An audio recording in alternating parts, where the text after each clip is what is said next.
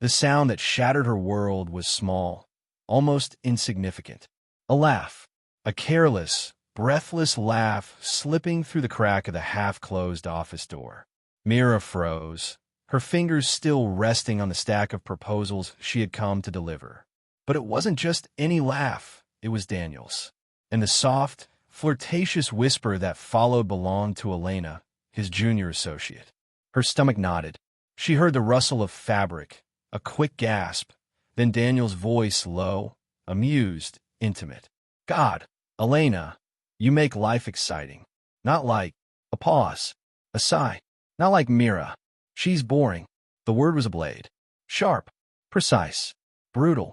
Her breath fled her lungs as she stepped back, gripping the folder so tightly her knuckles turned white. She felt her pulse in her teeth, in her fingertips, everywhere.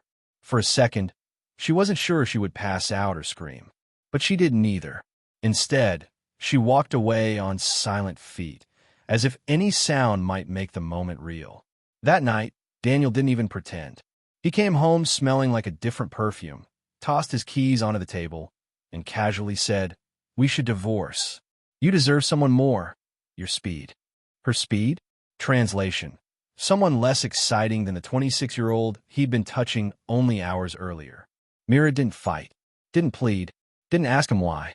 She simply said, "Okay," and watched the flicker of surprise in his eyes. He had expected tears, hysteria, a full meltdown. He wasn't ready for the quiet resignation of a woman who had already heard everything she needed to. He moved out within a week. She signed everything he demanded. He gloated like he'd won something. And for a while, maybe he believed he had.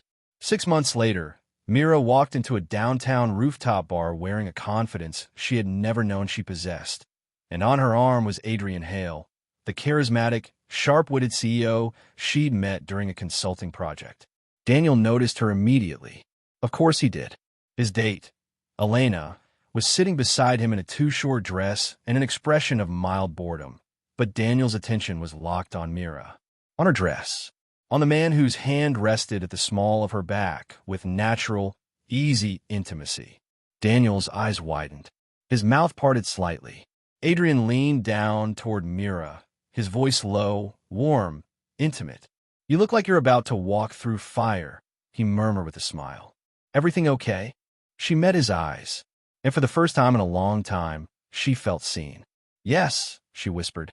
"Everything's finally okay." Daniel looked away first. The real twist arrived 2 months later, on a rainy Wednesday morning that would, in hindsight, taste sweeter than any victory Mira could have planned. Daniel was called into the conference room at his company. New executive announcement, his manager had said. He didn't expect to walk in and see Adrian Hale standing at the head of the table. He definitely didn't expect to hear the words, "As of today, I'll be overseeing all operations at this branch. Daniel, I've reviewed your performance. We need to talk about several concerns." Daniel's jaw tightened. His voice cracked around the edges as he forced a smile. "Of course, sir." The word "sir" tasted sour on his tongue. Mira saw it later, heard it, actually, when he called her in private, voice trembling with a desperation he didn't bother to hide. "Mira, can we talk? Please? I made a mistake." She closed her eyes, taking in the scent of tea from the mug in her hands. The soft hum of rain against the windows. The quiet warmth of Adrian asleep on her couch after working late into the night. "You didn't make a mistake," she answered gently. "You made a choice." He made a strangled sound, half sob, half regret. "Do you love him?" he demanded. And Mira, for once, didn't hesitate. "I'm learning to love myself," she replied. "That's enough." The silence that followed wasn't angry. It was hollow. The emptiness of a man who finally understood what he had thrown away. When she hung up, she didn't feel triumphant, just free.